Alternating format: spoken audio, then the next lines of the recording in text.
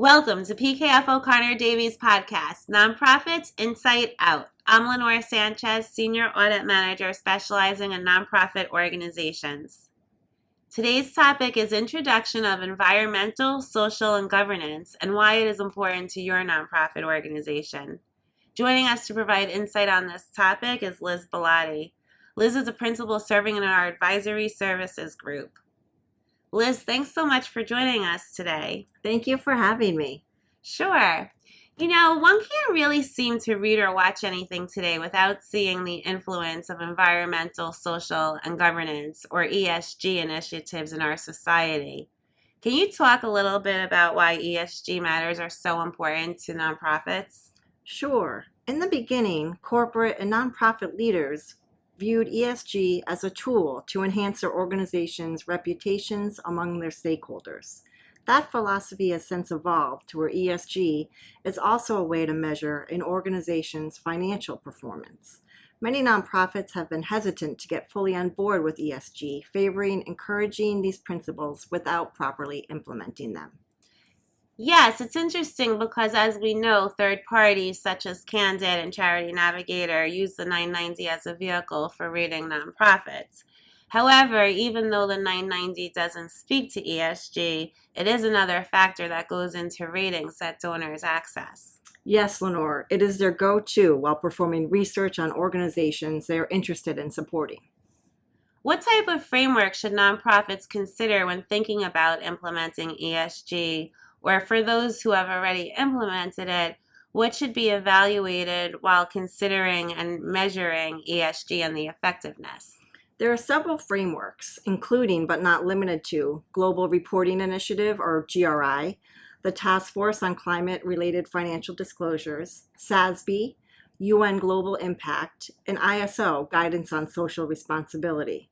One of the most widely used reporting frameworks is GRI. It's a voluntary set of standards created by experts across the globe that provide private and nonprofit sector entities with disclosures that matter to their stakeholders, identified as their employees, their donors, their board of directors, and their populations being served. So even with the most widely used reporting framework, GRI, it seems as if there are quite a few frameworks, none of which are authoritative. Is it fair to say that organizations can use the various guides to build a framework that best suits them? Yes, absolutely. We're seeing many nonprofits do that. They're assessing the various ESG frameworks and then choosing the one that suits them best. Are nonprofits exposing themselves to any risk by not having an ESG program and focus? And if so, what are those risks? Yes, for sure. Here are a few risks. One is having a lack of shared views of the desired impact or ESG objectives for the organization, strategies, tactics to realize those objectives, and metrics to show their progress. Another risk is limited visibility for their stakeholders regarding the organization's overall impact objectives, their efforts underway to realize the objectives, and their progress. And lastly, I would say dissatisfaction with the organization's efforts to make progress on the achievement of impact objectives, which negatively affects the perception of the board, management, and the organization, regardless of the entity's success in achieving its purpose. I imagine that if there is dissatisfaction of management and those charged with governance, it will trickle down to the public and it could ultimately impact funding.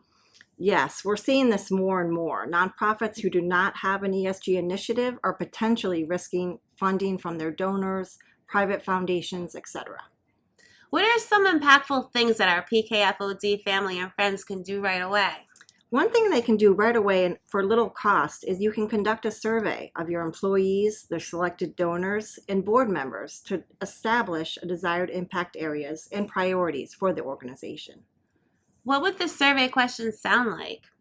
Here are some questions that you could incorporate into the survey. Please select in order of significance the 5 causes that are most important to you: environmental sustainability, equality and diversity, education, children and youth, or community development. Another question is, as a part of your job role in an average year, how many hours of time would you estimate can be attributed to improving social causes or activities?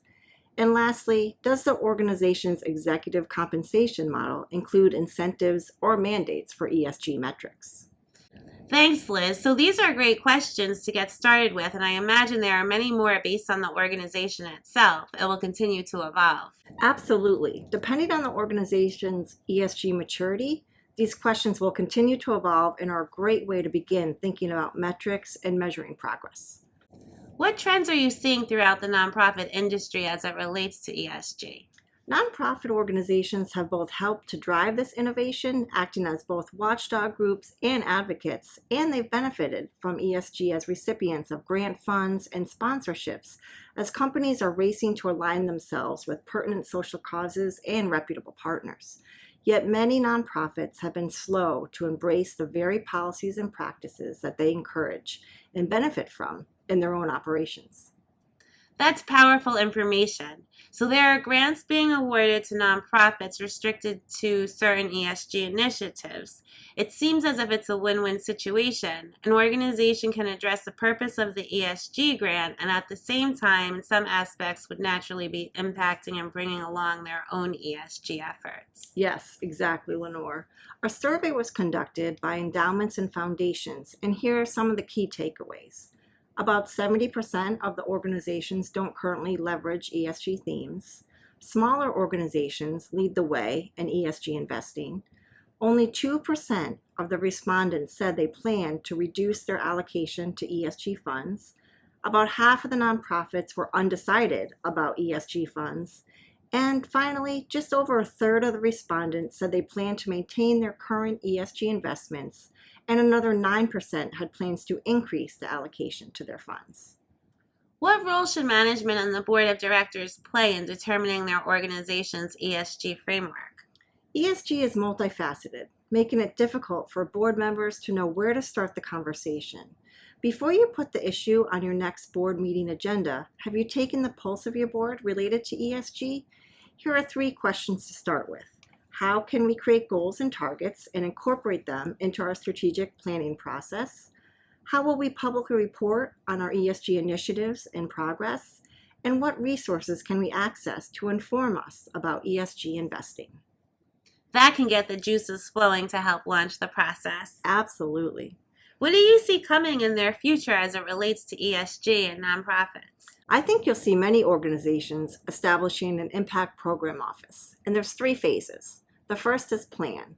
You're going to want to engage and identify impact efforts. The objective is to involve stakeholders to collect and categorize impact initiatives and efforts that are already underway. You're going to want to establish an impact area focus. The objective is to establish an impact area focus as a result of robust discussions and input from all stakeholder groups. The second phase is mobilize. You're going to want to define success and needs.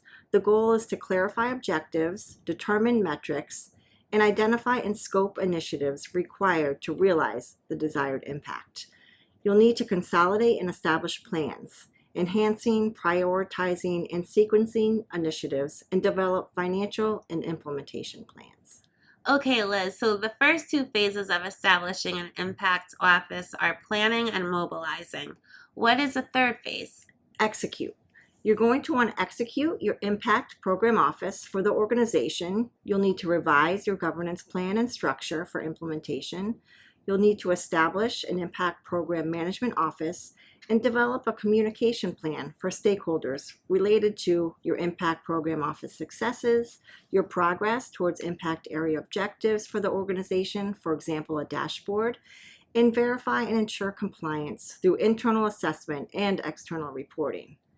You're going to need to launch the implementation of the impact program for the company and continuously communicate, engage, and manage initiatives to achieve your desired impact and ESG objectives.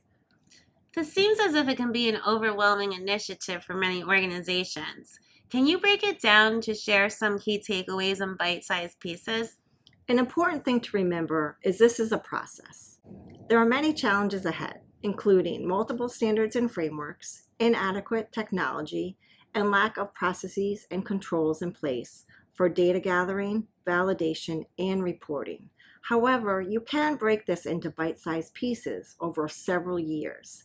Begin by thinking about your ESG framework development and having discussions with your stakeholders. Remember, a little bit goes a long way. That's great, Liz. It's important to note that implementing ESG can be done in stages and over time. Yes, ESG is a moving target. You just need to start so you can build your metrics. It's an ongoing and should be reviewed annually, or if there's a triggering event at your organization. You have certainly provided us with a lot to think about.